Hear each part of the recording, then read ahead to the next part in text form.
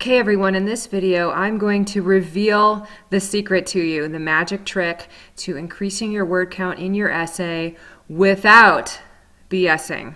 And ready for it? It's storytelling. Everyone loves stories. So you want to use stories to help illustrate your thesis and your main point. And the extra bonus is that stories use a lot of word count. I have read wonderful essays that maybe have more than half of their word count made up of stories of one form or another. So let's talk about all the different ways you can tell a story in an essay. First off, a story can be anywhere from just a few sentences to a quick story, like a quick example, or even up to a few paragraphs. A story can be, if you're writing about something that you have personal experience with, most audiences will welcome a story about your own personal experience that might help to illustrate the point you're trying to make. You can also interview people who have some personal experience with your topic, and you can interview any people on email or the phone or in person. It can be a friend, a family member, or even a stranger. And just make sure to look up how to properly cite an interview as a source. Next, you can of course, find stories that you found through research. If you're doing a research essay, you can use stories that you found in a book or from database articles, or even just by Googling story about insert your topic here. Of course, use what you know about how to find reputable sources.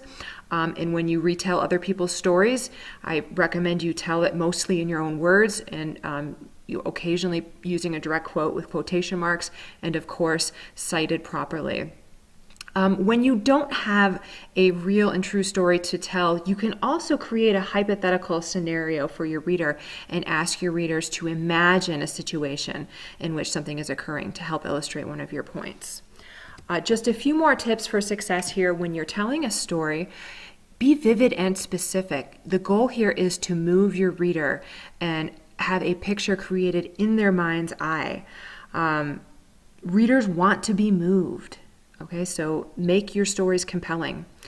The other important point I want to reiterate here is that stories need to be clearly connected back to whatever main point or argument you're making. So don't just put the stories out there and leave them hanging and force your readers to connect the dots on their own. Connect the dots for them, tell them why they should care about the story and how that story supports the overall point you're making.